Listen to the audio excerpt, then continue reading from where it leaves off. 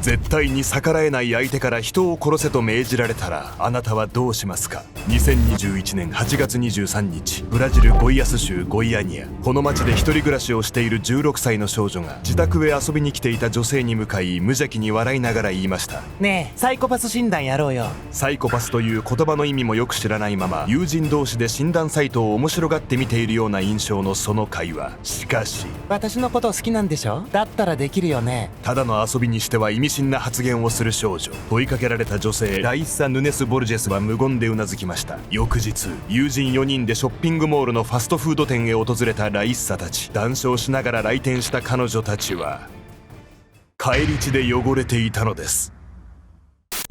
サイコパス診断と称し殺人を犯した4人の若者。彼らはなぜそのような馬鹿げた理由で人の命を奪ってしまったのか。唐突な殺人計画に従った彼らはそれぞれ一人の少女に憧れ、そして恐怖を抱いていたんです。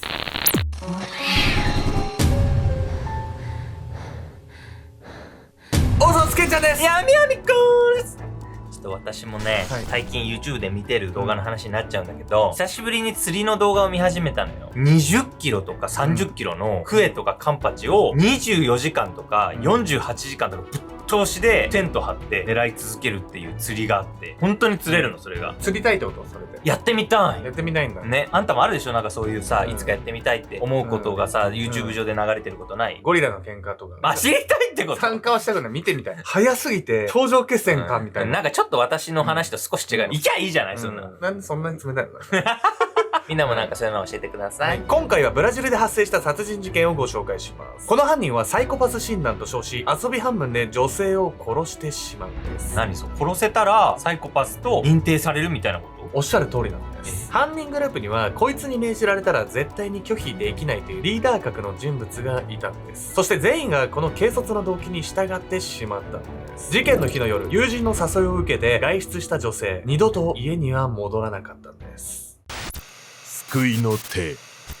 2021年8月24日、ブラジルゴイアス州ゴイアニア。夜7時頃、18歳の女性アリアネ・バルバラはすでに部屋着に着替え、就寝までの時間をのんびり過ごしていました。するとスマホ画面に表示されたのは新着メッセージの通知。メッセージを開くなり、アリアネは嬉しそうに頬を緩めます。そこから彼女は仕事中の母親に音声メッセージを送信。スケートパークで仲良くなった子たちがご飯に行こうって誘ってくれたの。車も出してくれるしおごってくれるんだって。こんなの行かないわけないよね。アリアネはスマホを置くとすぐに着替え出かける支度を始めました。彼女を誘ったのは趣味のスケボーを通じて知り合った4人の男女。その4人はアリアネにとって救いとも呼べる存在でした。背が低く痩せ型で目立って小柄だったアリアネはその身体的特徴から学校でいじめにあってしまい登校拒否をしている状況。その日々の中で出会った4人の友人のおかげで彼女は暗くならずに日々を過ごせていたのです。こうして夜8時頃、自宅まで迎えに来た友人の車に乗り込み、アリアネは出かけていったのですが、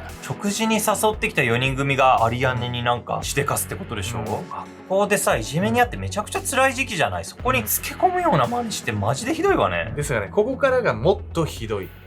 アリアネが家を出て数時間後、仕事を終えて帰宅した母親のエリアにはスマホへ何度も目をやりながら不安げにため息を漏らしていました。変ね、こんなに帰りが遅いのにあの子が何も連絡してこないなんて。時刻は夜11時15分。高校生ともなればその時間まで帰らないことはそこまで珍しいことではないかもしれませんが、アリアネの場合はまた事情が違いました。母子家庭で育ったアリアネは唯一の家族である母親のエリアニと非常に仲が良く、まるで親友同士のような親子。アリアネは外出する際には絶対にどこにいるかを母親に連絡する習慣があったのです。しかしその日に限って外出して数時間経っても連絡をよこさず一向に帰宅しなかったアリアネ。彼女は翌朝になっても帰らなかったため、母親のエリアには警察に失踪届を出し必死になってアリアネを探したのです。その最中、娘の居場所を聞いて回るエリアニを気遣いこう申し出た友人がいました。おばさん、アリアネを探すためのグループチャットを作ろう。みんなで情報共有しながら探した方がきっと早く見つかるわ。彼女の名はエンゾ・ジャコミニ・カルネイロ・マトス。トランスジェンダー女性のエンゾはアリアネと特に親しく姉妹のような関係性でした。そして実はエンゾは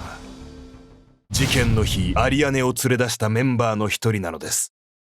アリアネとはご飯を食べてすぐ別れたから、その後のことは分からなくて、家まで送ってあげればよかったわ。彼女は母親のエリアニにそう語りますが、連絡してきた本当の理由は捜査の状況を探るために他なりませんでした。犯人はさ、サイコパス診断とか言って殺人を犯させたって言ってたじゃない。この時点ですごいサイコパス味出てるわよね。そうなんですよ。犯人たちはこの殺人に対して両親の呵責っていうのを一切感じていなかったんです。アリアネの失踪から1週間後の8月31日、警察関係者はゴイアニア北部の高級住宅街ジャオ地区の一角へ訪れました。近隣住民から異臭がすると通報を受け、駆けつけた彼らが茂みの中で発見したのは、石や瓦礫、葉っぱなどで覆い隠された若い女性の遺体。遺体は夏場の気候でひどく腐敗していましたが、タトゥーやピアスなどから失踪していたアリアネだと確認されたのです。彼女の遺体はとても人前に出せるような状態ではなく、正式な葬儀も挙げられないまま埋葬されました。その後、警察は監視カメラの映像から犯人グループの車を特定。遺体発見から2週間後の2021年9月15日、グループの中の一人、ジェフェルソン・カバウカンテ・ロドリゲスを逮捕しました。取り調べにおいて彼は共犯の名前もすぐに明かし、翌日にはトランスジェンダーのエンゾともう一人の女性、ライッサ・ヌネス・ボルジェスが逮捕されたのです。そして取り調べを受けたライッサは言いました。人を殺して罪悪感を感じるかどうか、サイコパステストをするためにアリアネを殺しました。信じられない動機を語った彼女に対し、担当刑事はどうにも解せない思いでいました。なぜなら逮捕されたライッサ、ジェフェルソン、エンゾの3人はおとなしい印象で、それぞれ犯罪を犯すような人間には見えなかったから。そう、サイコパス診断などというふざけた名目で殺人を犯した彼らには、背後で糸を引っ張っている黒幕が存在するのです。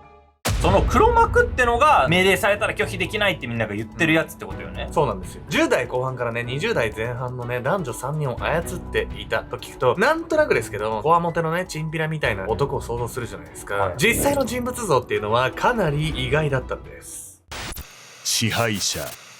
犯人グループのうちの一人、ライッサはゴイアニアから140キロ離れた田舎町の農場の娘。彼女は犯行までの数ヶ月、頻繁にゴイアニアへ訪ねてきていました。それはある人物に会うため。サラ、会いたかった。サラと呼ばれたのは、ゴイアニアで一人暮らしをしている16歳の少女。彼女と知り合って数年、ライッサはサラに強い恋心を抱いていました。その心酔ぶりは、サラの言うことなら何でも聞き入れるほど。そして2021年8月23日、自宅へ訪ねてきたライッサに向かい、サラはこう言ったのです。ねえ、サイコパス診断やろうよ。私のこと好きならできるよね。それはライッサがサイコパスかどうか実際の殺人で試そうという誘い。ライッサはサラの期待に応えて自分の能力を示すため、その提案を受け入れたのです。もしかしてこの16歳の少女が大人3人を操って殺人させた首謀者だっていうの？とんでもないですよね。いや、ほんとよ。サラは他のメンバーにとっても恐れられる存在だったようなんです。ライッサが殺人の提案を受け入れると、サラは抵抗されてもすぐに取り押さえられるという理由から背が低く痩せていたアリアネを標的に選びました。彼女は学校のいじめの原因となった身体的特徴からサラたちに狙われてしまったのです。そこからアリアネを油断させるため、彼女と特に親密だったトランスジェンダーのエンゾを仲間に加えたサラ、また22歳の青年ジェフェルソンはアリアネを連れ去る車を手配する役として仲間に引き入れられました。実はジェフェルソンは当初あまり乗り気ではなかったのですが、最終的にサラに従うことに。それは彼女に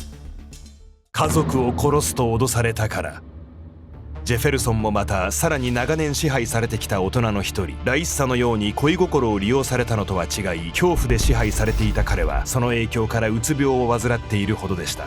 どうやってさ、その22歳の男が16歳の少女に恐怖するような状況を作り出せるわけよ。さらにはね、何をしでかすかわからない恐ろしさがあったんでしょう。彼女のその振る舞いには実はね、16歳っていう年齢も関係してるんじゃないかとも言われてるんです。というわけで本日のメトラキーワード、思春期特有の個人的偶話について。個人的偶話とは、自分には特別な経験や能力があると万能感を伴う物語を自ら作り上げる心理傾向。特に思春期にはよく見られます。例えば何の根拠もなく、自分は普通の子じゃない、映画みたいな大きなことを成し遂げる、万引きをしても俺だけは絶対に捕まらないなどと考え非行を繰り返すのも個人的偶話の一例。思春期には脳の中でも感情や刺激に敏感な扁桃体、辺縁系が先行して発達するため、理性的に物事を考えられず、自分分だけは特別という思考に陥ってしまいがちなのです。通常子供は7歳から11歳までに相手の立場に立って考える力を身につけます。その年齢を過ぎて自分は特別と考え周囲を見下す態度が続く場合、改善には保護者の介入が必要。サラはその年頃に親から適切なしつけを受けられなかった少女なのです。サラは10歳の頃から家出を繰り返していた少女で、両親との関係に根深い問題を抱えていました。彼女は事件の数ヶ月前からゴイアニアで一人暮らしを始めましたが、そのことについて両親には何も話していません。両親は彼女の居場所を知らず失踪届を出していたのです。両親に何も告げずに一人暮らしを始めたサラは、自分を他とは違う特別な人間と考えていました。おとなしい年上の男女を何人も引き連れて犯罪行為に手を染めたのも、自分は特別、他の10代とは違うと考える彼女だからこその振る舞いだったのです。要するにさ、中二病みたいなことでしょ。手下を連れて悪ぶるみたいなことも思春期特有のものよね。そうなんですよ。ライサたち3人はね、おとなしい性格だったんで、悪ぶりたいサラに利用されてしまったんです。こうして彼女たちの血みどろのサイコパス診断が幕を開けてしまうんです。失われた両親。2021年8月24日の夜8時、16歳の少女サラに従い標的のアリアネを誘い出した男女4人。彼らは口実の通りにファストフード店で食事をした後、高級住宅街のジャオ地区を目指し再び車へ乗り込みました。運転席には22歳の青年ジェフェルソン、助手席にトランスジェンダーのエンゾ、そして後部座席にはサラとライッサに挟まれる形で被害者のアリアネが座っていました。しばらくすると車内に流れ出したそれまでとは打って変わって不穏な BGM。 それは運転手のジェフェルソンによる犯行開始の合図でした。死ね！ジェフェルソンが指を鳴らすと同時に隣に座っていたアリアネに覆いかぶさり、首筋へ手を伸ばしたライッサ。しかしアリアネは彼女の手を即座に押しのけますどうしたの急に。自分の首を絞めようとしたライッサの行動を冗談だと思い、アリアネは笑みをこぼしました。リーダーのサラは苛立ちをあらわに表情を曇らせ、車内は一層張り詰めた空気に。私がやる。何やめて。見かねて後部座席へ乗り出したトランスジェンダーのエンゾはライッサに代わってアリアネの首を力いっぱい締め上げました。アリアネはしばらく苦しそうに顔を歪めた後失神。その様子を見るなりリーダーのサラは言いました。ジェフェルソン、ナイフを出しな。運転手のジェフェルソンはサラから犯行用のナイフの手配も命令されていました。彼が差し出したそのナイフを使い、ライッサとサラの2人がアリアネをめった刺し、アリアネが息を引き取ると、あらかじめビニールが貼られていたトランクに遺体を移動させ、そのままジャオ地区まで運んだのです。その道中で窓から投げ捨てられたアリアネのスマホには母エリアニからのメッセージが届き続けていました。アリアネ大丈夫？どこにいるの？アリアネはさ、首を絞められても冗談だって思えるぐらい4人のことを信用してたわけでしょ。さっきまで友達だと思ってた人をめった刺しにできるなんていう心理がわかんないわよ。本当に異常ですよね。サイコパス診断と称して行われたこの犯行は、皮肉にも彼らが真のサイコパスであることを証明してしまったんです。遺体をジャオ地区の茂みに遺棄した4人はその後何事もなかったかのように近隣のショッピングモールのファストフード店へ訪れました。帰り地で衣服を汚したまま談笑しながら店へ入ってきた彼らの様子を対応した店員も怪訝に思っていたのです。そして1週間後に遺体が発見され、その後の2週間でジェフェルソン、エンゾ、ライッサが逮捕。仲間が全員逮捕されたその状況において、リーダーの少女サラはさらに血の気が引くような行動に出るのです。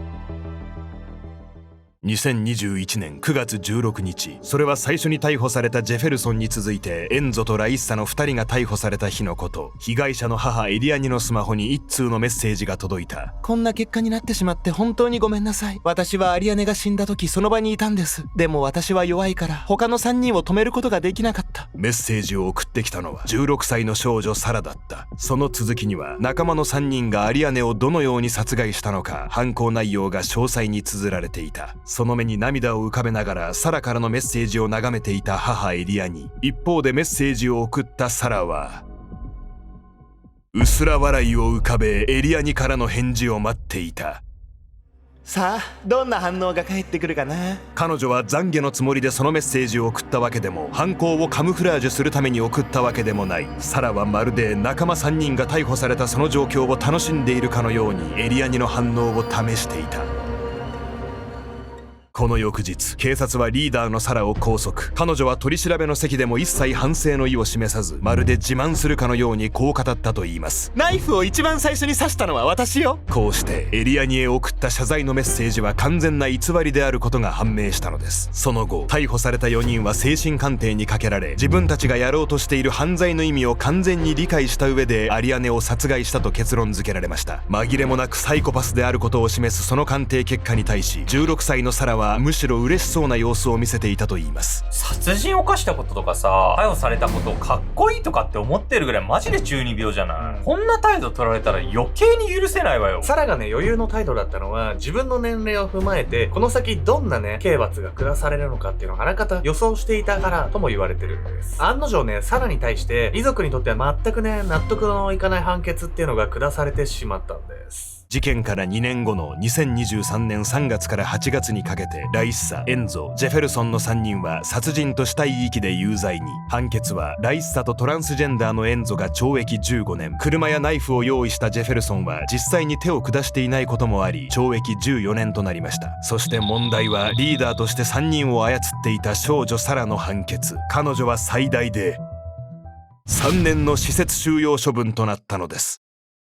この判決はブラジルの少年法に基づいたもの。サラは犯行の首謀者であるにもかかわらず、このままいけば前科すら残らないルールとなっているのです。判決を受け、被害者アリアネの母エリアにはあまりにも軽すぎると言及。また彼女は事件以来、娘の部屋に入ることや一人で外出することに恐怖を覚えるようになったといいます。サイコパス診断などと称し、あまりにも軽率な動機のもと殺害されてしまったアリアネ。犯人たちは意に介す様子もありませんが、事件が遺族に残したトラウマは計り知れません。今回の事件には悪いことほどかっこいいという思春期特有の考えから引き起こされた側面があります。あなたにも少女サラのように悪ぶることがかっこいいと思っていた時期はありますか？大人になった今、その頃の自分に対し何を思いますか？